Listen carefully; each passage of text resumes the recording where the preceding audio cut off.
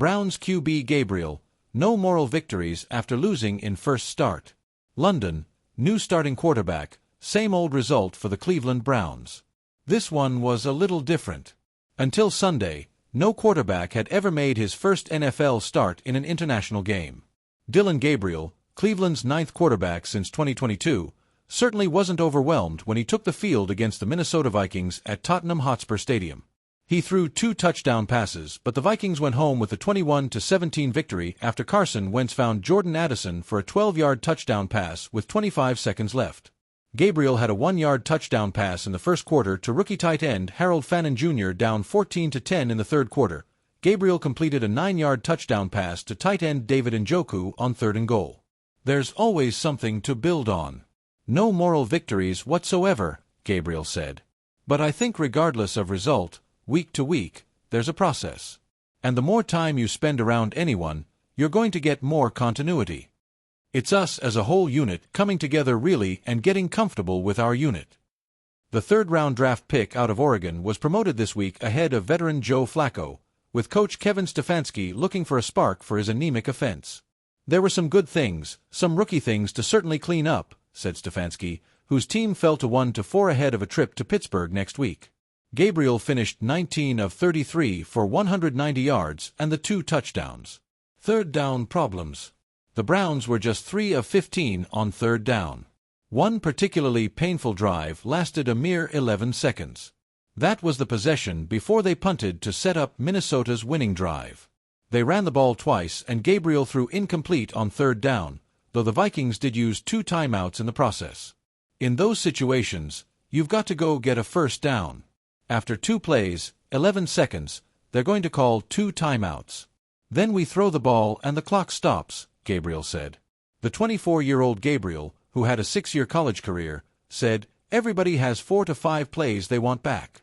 Looking back, there's things we can all clean up, and it starts with me.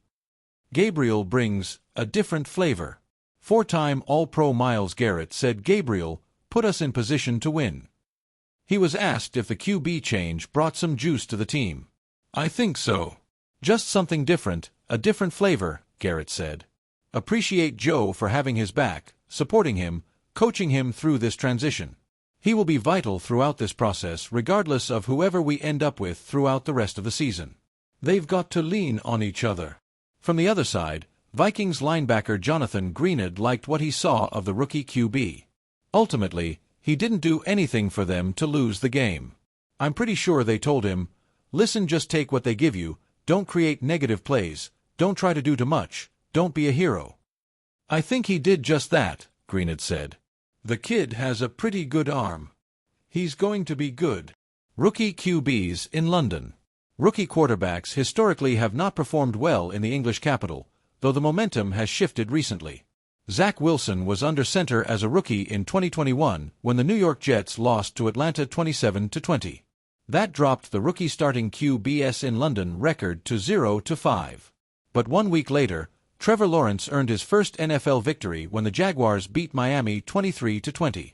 Lawrence, the top pick in the 2021 draft, threw for 319 yards and a touchdown against the Brian Flores-coached Dolphins. Last year, 2 rookie QBs started games in London.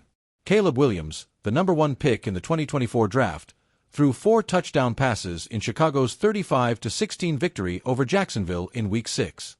The following week, then-rookie Drake May made his second NFL start and played well, but the Patriots lost 32-16 to the Jaguars. May finished 26 of 37 for 276 yards and 2 touchdowns. The Cleveland Browns locker room was quiet. Too quiet.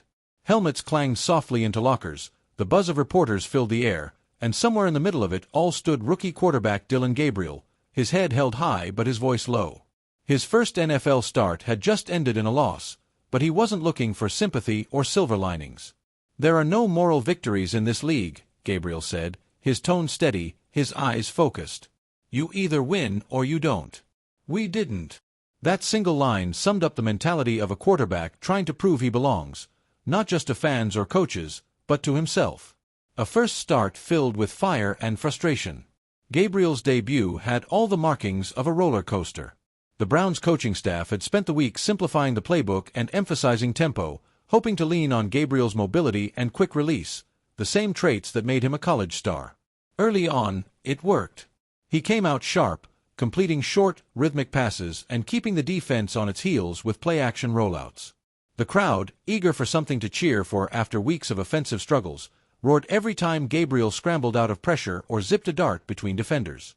But for every flash of potential, there were reminders of the learning curve ahead. A misread here. A throw just a tick too late there. Late in the second quarter, Gabriel forced a pass into tight coverage that was intercepted, killing a promising drive. "Those are the kinds of mistakes you can't make," he admitted afterward. "At this level, defenses make you pay for every inch you give them." Still, even with the growing pains, there was a sense that something was different. The offense, though inconsistent, had energy. The huddle had life. Gabriel commanded attention, not with bravado, but with belief. A leader beyond his years. Teammates weren't shy about praising their rookie quarterback. "Dylan's got heart, man," said wide receiver Amari Cooper. "He doesn't flinch. He took a couple big hits and got right back up. You can't teach that." Veteran guard Joel Bitonio echoed that sentiment. "You could tell he wanted this one bad. He was talking to us between drives, asking what we saw, trying to adjust. That's what you want in a young QB." Even head coach Kevin Stefanski, who rarely hands out public praise after losses, acknowledged Gabriel's poise. "He competed," Stefanski said. "That's a tough defense to face in your first start, and he battled. We'll look at the tape, correct mistakes, and grow from it. But I liked his fight." Yet, Gabriel wasn't ready to bask in moral victories, or any kind of moral consolation. "This league doesn't care if you almost win," he said. "You have to finish." It's that kind of self-awareness that separates prospects from leaders. The Browns didn't draft Gabriel to be a backup forever. They drafted him to eventually take over the reins. And while his debut didn't end in triumph, it was a glimpse into the kind of competitor he is. The weight of expectations. Cleveland is a tough football city. Fans have seen promise rise and collapse more times than they care to count. Quarterback after quarterback has come and gone, each one carrying the burden of history and heartbreak.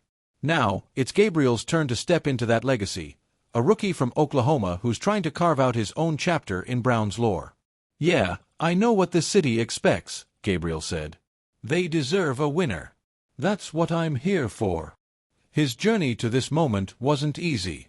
Overlooked by some scouts due to his size and questions about his arm strength, Gabriel built his reputation on accuracy.